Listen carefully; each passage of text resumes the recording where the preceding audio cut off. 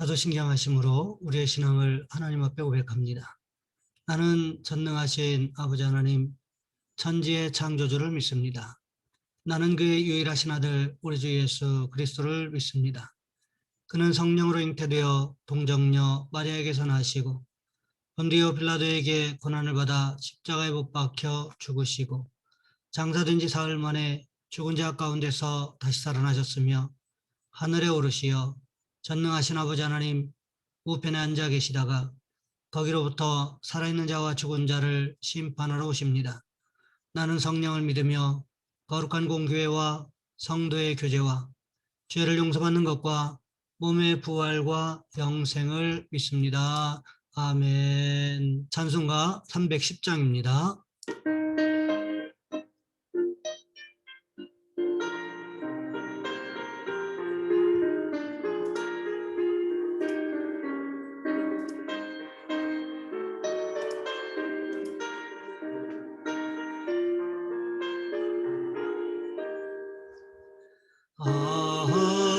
하나님의 은혜로 있을 데 없는 자 왜 구속하여 주는지 난 알 수 없도다. 내가 믿고 또 의지함은 내 모든 형편하시는 주님 늘 보호해 주실 것을 나는 확실히 아네. 내게 굳센 믿음과 또 복음 주셔서 내 마음이 항상 편한지 난 알 수 없도다. 내가 믿고 또 의지함은 내 모든 형편하시는 주님 늘 보호해 주실 것을 나는 확실히 아네.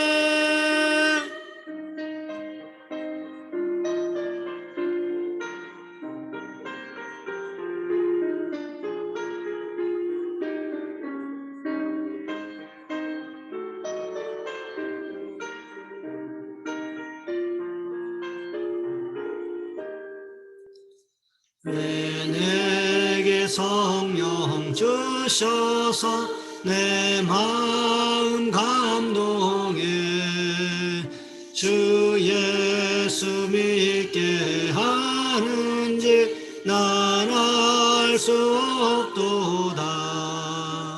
내가 믿고 또 의지함은 내 모든 형편하시는 주님 늘 보호해 주실 것을 나는 확실히 아네.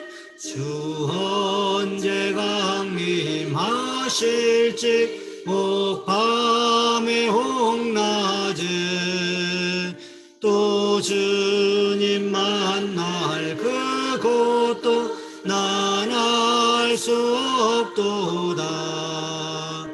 내가 믿고 또 의지함은 내 모든 형편하시는 주님 늘 보호해 주실 것을 나는 확실히 아네.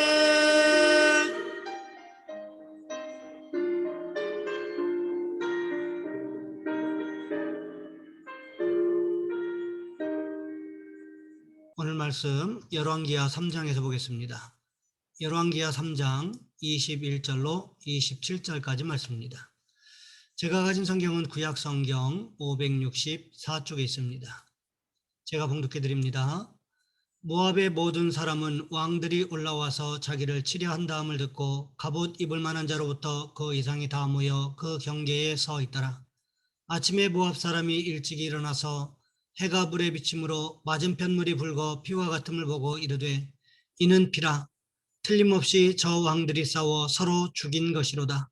모압 사람들아 이제 노력하러 가자 하고 이스라엘 진에 이르니 이스라엘 사람이 일어나 모압 사람을 쳐서 그들 앞에서 도망하게 하고 그 지경에 들어가며 모압 사람을 치고 그 성읍들을 쳐서 헐고 각기 돌을 던져 모든 좋은 밭에 가득하게 하고 모든 샘을 메우고 모든 좋은 나무를 베고 길 하레셋의 돌들은 남기고 물매꾼이 두루다니며 치니라. 모압 왕이 전세가 극렬하여 당하기 어려움을 보고 칼찬 군사 700명을 건드리고 돌파하여 지나서 에돔 왕에게로 가고자 하되 가지 못하고 이에 자기 왕위를 이어 왕이 될 맏아들 데려와 성 위에서 번제를 드린지라. 이스라엘에게 크게 경노함이 임하매 그들이 떠나 각기 고국으로 돌아갔더라. 아멘. 오늘 본문의 말씀을 가지고 하나님께서 주신 승리라는 제목으로 함께 말씀을 살펴보겠습니다. 곽선희 목사님이 쓴 책을 읽다가 보니까 중국이 개방된 지 얼마 안 되어 만리장성을 방문했던 이야기가 나옵니다. 북경대학생의 안내를 받으면서 구경하는데 만리장성을 보는 순간 굉장하구나 라는 탄성이 나오더랍니다.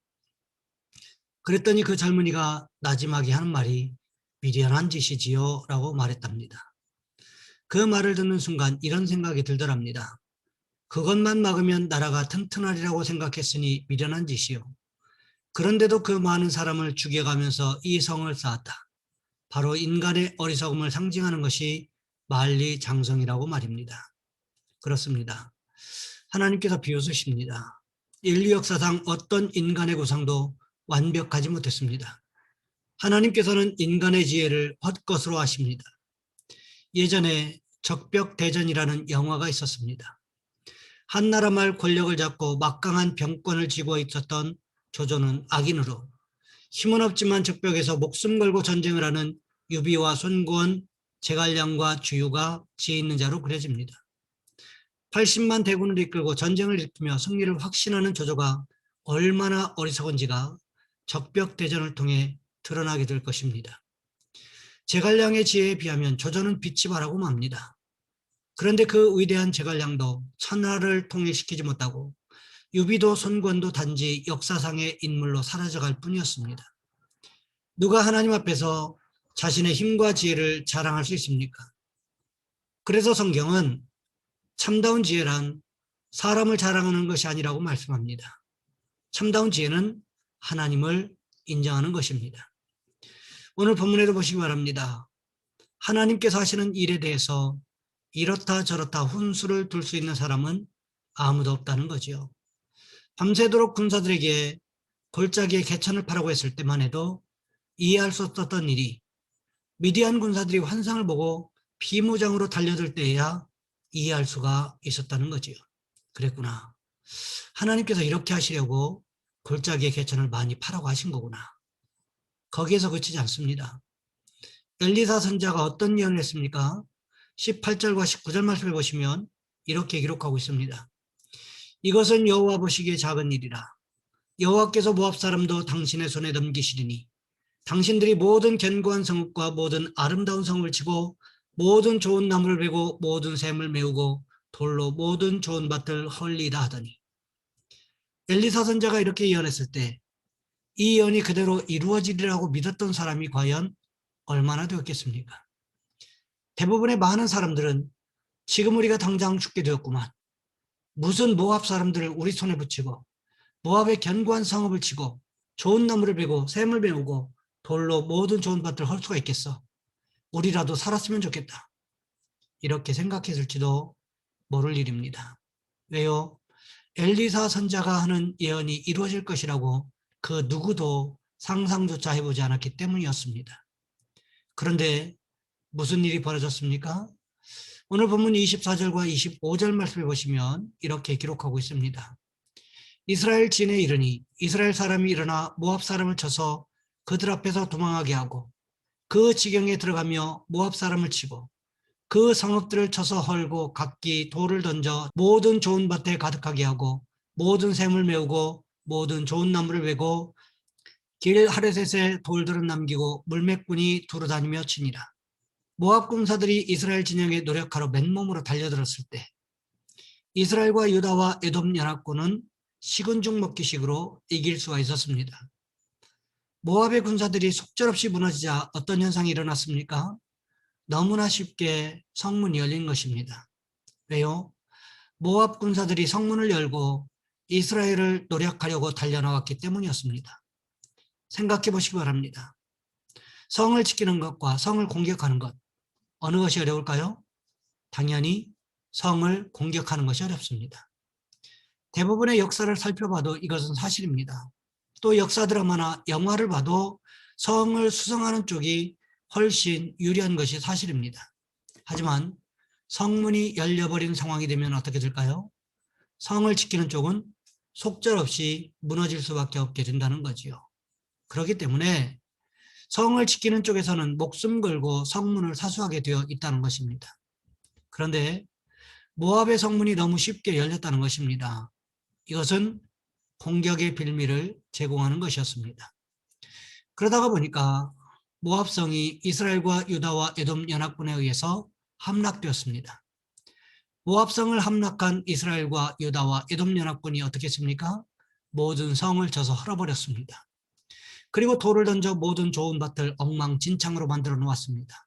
거기에다가 모든 샘을 메웠습니다. 왜요?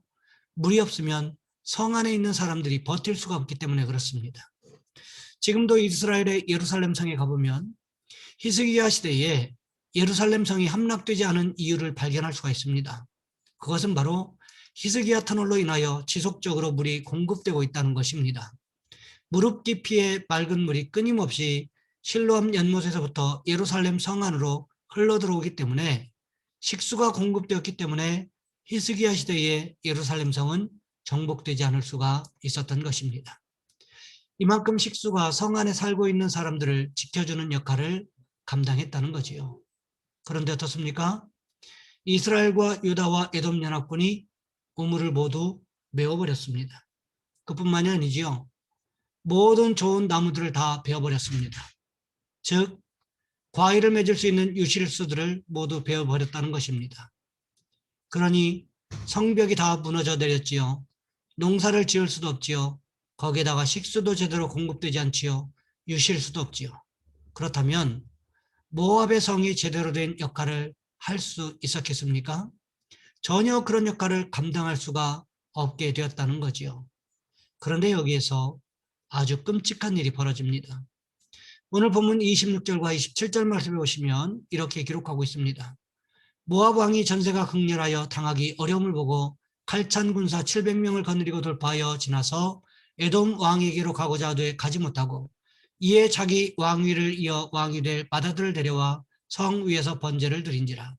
이스라엘에게 크게 경노함이 임함에 그들이 떠나 각기 고국으로 돌아갔더라. 모압 왕이 이날 전투에서 자기들이 패할 것을 예상하게 되었습니다. 그래서 700명의 특공대를 거느리고 에돔으로 도망가려고 했는데 그것이 여의치가 않았다는 거지요. 왜 그랬을까요?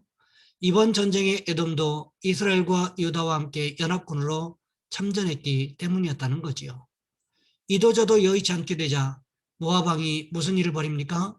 자기의 큰아들, 즉 장자를 데려다가 자신들이 섬기던 신 그모스에게 제물로 바쳐버렸습니다.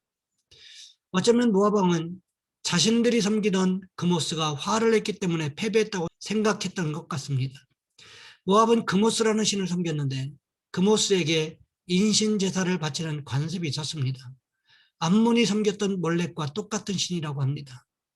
이렇게 인신제사를 드리는 이유는 몇 가지가 있는데 그 중에 하나가 신을 달래기 위해서였고 또 다른 하나는 전쟁에서 승리하기 위해서, 세 번째는 잘 먹고 잘 살기 위해서. 그러니까 모압 왕이 전쟁에서 패하게 될 것이 불을 보듯 뻔하게 되니까 자신들이 섬기던 그모스를 달래고 전쟁에서 승리하게 달라고 자신의 맏아들을 제물로 바쳐버린 것입니다. 하지만 그것이 결코 모압을 지켜줄 수는 없었다는 것입니다. 여기에서 우리가 기억해야 하는 것이 있는데 승리는 내 노력으로 주어지는 것이 아닙니다. 이기기 위해서는 자기 자식까지도 우상의 제물로 드리는 사람을 우리가 어떻게 이길 수가 있겠습니까? 하나님께서 승리를 안겨주시니까 이길 수가 있는 것 아니겠습니까? 바라기는 우리 모두가 우리에게 승리를 안겨주시는 하나님만 바라보는 축복이 있으시기를 주님의 이름으로 부탁을 드립니다. 이 시간 우리 한 목소리 함께 기도하겠습니다. 하나님, 우리의 삶의 현장에서 우리에게 승리를 안겨주신 하나님만 바라보는 믿음의 사람들이 되게 도와주옵소서. 또한 기도하실 것은 우리의 직장과 사업장과 가정과 삶의 터전을 위하여 우리의 직장과 사업장과 가정과 삶의 터전에 하나님의 평강이 임할 수 있게 달라고 이 시간 우리 주여 한번 간절히 부르신 후에 한 목소리 함께 기도합니다. 주여, 사랑의 하나님, 우리를 도와주시기를 원합니다.